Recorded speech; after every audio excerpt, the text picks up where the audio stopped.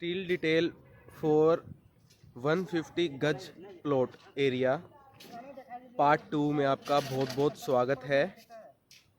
आज जानेंगे स्टील को कैसे बांधा जाएगा। स्लैब कास्टिंग से पहले किन किन बातों का ध्यान रखना चाहिए जब स्टील बांधा जाता है। आज इसके बारे में पूरी जानकारी हम लेंगे तथा पूरा प्रैक्टिकल सीखेंगे। किन किन बातों का ध्यान रखना है सरिया बांधते समय, आज समझ लीजिए। स्टील डिटेल बताने से पहले जब आपको रिंग डालने हैं अपने बीम के अंदर, तो 3 नोज ऊपर 3 नोज नीचे, फिर आपको बाइंडिंग वायर से बीच में से स्टील बांध देने हैं। फिर रिंग डालने के बाद बाइंडिंग वायर खोल देना है। ये देखिए, बाइंडिंग वायर खोल दिया जाएगा और हमारा बीम रेडी है स्टीरअप को बांधने के लिए। अब स्टीरअप को बाइंडिंग वायर से बांध दिया जाएगा। ऐसे देखिए, इस प्रोसेस से यहाँ पे जो 90 डिग्री का बेंड है हमारे स्टीरअप के अंदर, वो अब इसके अंदर से डाल दिया जाएगा अंदर। अब स्टील की डिटेल में आपको बता देता हूँ। 16 mm of steel bars with 6 nos, 3 ऊपर हैं 3 नीचे हैं। एक्स्ट्रा बार्स कहाँ कहाँ होने चाहिए वो मैं आपको बता देता हूँ। L/3 अप साइड दोनों कॉर्नर के ऊपर आपका एक्स्ट्रा बार आएगा, एंड L/8 डाउनवर्ड्स दोनों कॉर्नर में छोड़ के सेंटर में जो पार्ट बचेगा उसके अंदर आपका डाउन में एक्स्ट्रा बार आएगा। अपवर्ड्स जो एक्स्ट्रा बार लगेंगे आपके बीम को 3 भागों में डिवाइड करके L/3 L/3 L/3 top corners में आपका एक्स्ट्रा बार आएगा, और जो बॉटम में कॉर्नर्स को L/8 दोनों साइड छोड़ के लेंथ का 8 से डिवाइड करके जो बीच में एक्स्ट्रा बार आएगा उसको आप कर्टेल बार भी बोल सकते हैं। एक बात का हमेशा ध्यान रखें, जॉइंट कभी भी कॉलम के पास नहीं देना है आपको, कॉलम के से सेंटर में देना है। अगर आप जॉइंट कॉलम पे देते हैं तो जब अर्थक्वेक रेजिस्टेंस हम अगर बना रहे हैं तो वो जब अर्थक्वेक आएगा तो अच्छे से पकड़ नहीं होगी और बिल्डिंग कोलैप्स होने के चांस रहते हैं। कैंटिलीवर बीम के लिए यानी छज्जे के लिए आपको 20 mm ऑफ बार यूज़ करना है। हमेशा ध्यान रखें 20 mm से ऊपर ही होना चाहिए, 20 mm से नीचे बिल्कुल भी नहीं होना चाहिए। रीज़न क्या है?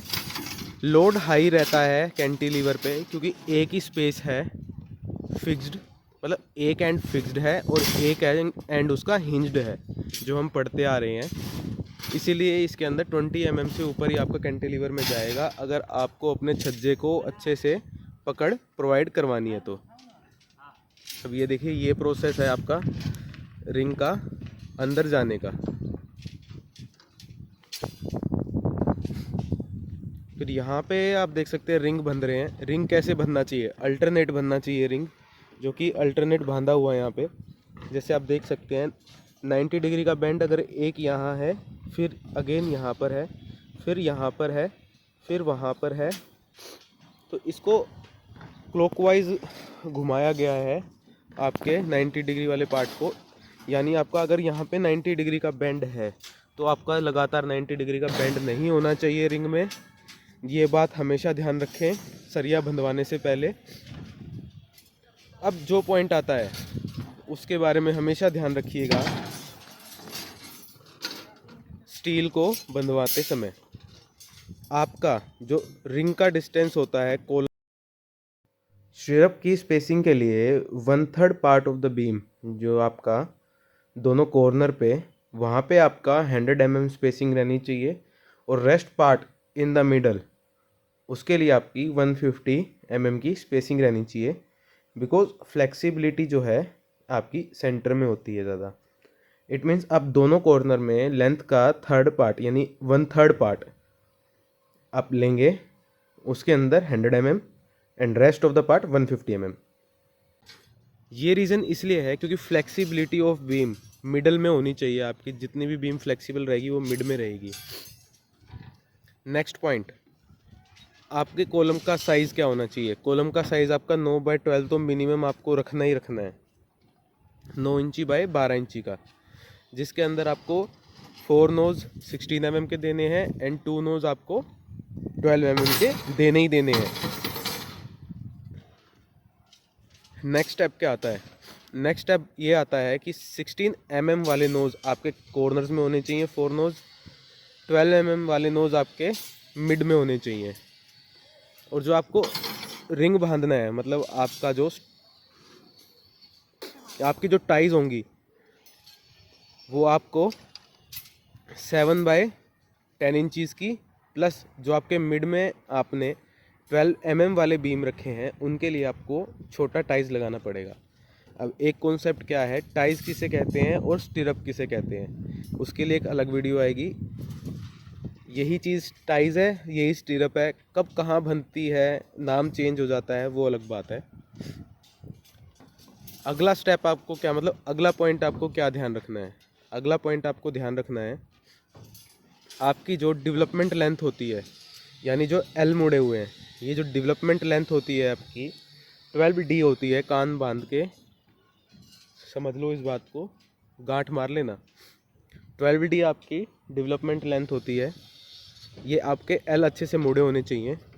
अब यहाँ पर एल नहीं मुड़ा, कट पीस आपको एल बना के लगाना पड़ेगा यहाँ पे, ताकि अच्छा पकड़ हो जाए।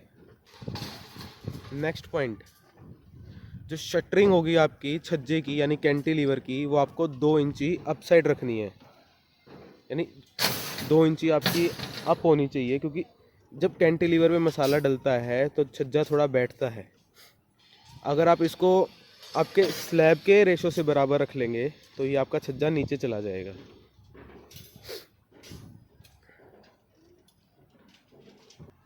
नेक्स्ट पॉइंट, आपकी बीम कैसे बंधेगी। जब आपने लटक बीम और एल बीम टी बीम वाली स्लैब डाली है तो आपको एक cut piece 8 mm 10 mm 12 mm 16 mm कोई भी कट पीस हो आपको ऊपर लगा के फिर बीम डालनी है।